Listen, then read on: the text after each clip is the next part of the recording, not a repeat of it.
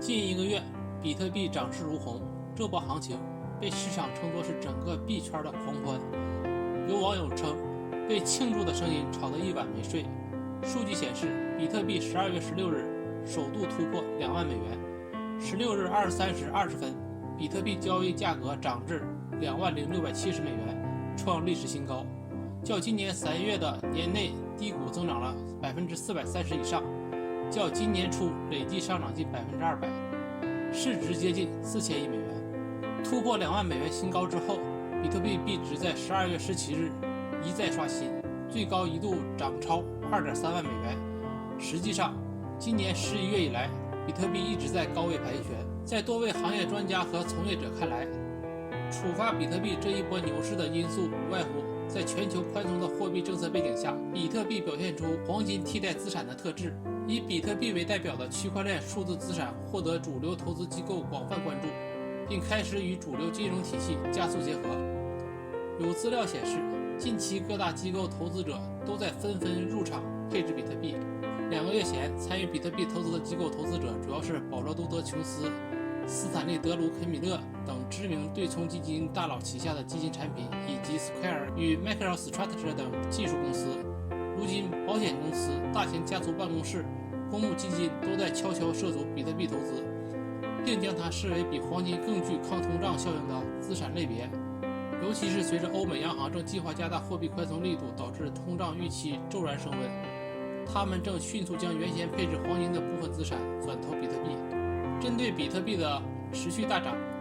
有分析师警告，需小心未来的大幅回调。这不仅让人想起今年6月发生在大连的一起与炒比特币相关的案件。今年6月18日早上5点左右，大连星海湾大桥上发生一起悲剧，一家3口从桥上坠入海中，其中丈夫获救被紧急送医，其妻子和3岁的孩子失踪。据了解，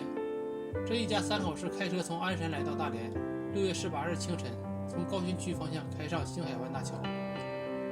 2020年12月8日，在事发近半年后，大连市人民检察院的起诉书讲清了这起悲剧的发生原因。2022年6月18日4时许，郑某伟在沙口区某小区家中南卧室床上持尖刀将女儿颈部划开，致其大出血死亡，包裹女儿尸体后，来到星海湾大桥18号桥墩附近，将女儿尸体扔下桥。随后，郑某伟和妻子王某一起跳海自杀。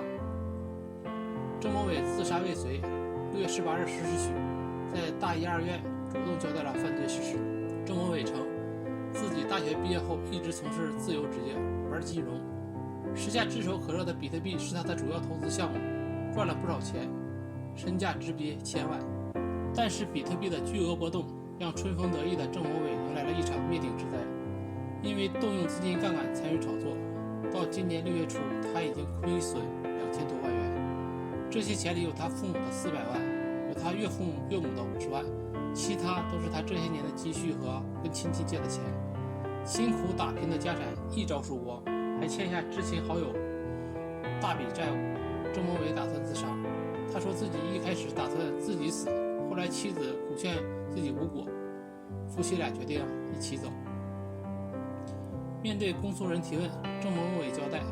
因为想要一家人在一起的想法，夫妻俩决定先把亲生女儿杀死，在一起跳海自杀。6月17日，其在药房购买安眠药后，由妻子喂给女儿。郑某伟称，杀害女儿前自己曾不忍心，有过犹豫，先用刀捅破了孩子身边的毛绒玩具。庭审最后，被告人郑某伟对杀害女儿的罪行供认不讳，并称妻子自杀起因也是因为自己，希望法院能够从重判决自己。不知道郑某伟得知如今比特币的涨势后，心里会有何想法？在此也提醒打算投资比特币的各位网友，自2016年以来，比特币累计下跌20%以上情况共出现了10次，下跌30%以上的情况出现了7次，跌幅超过48%的情况有4次。因此，投资者不应低估比特币的波动规律，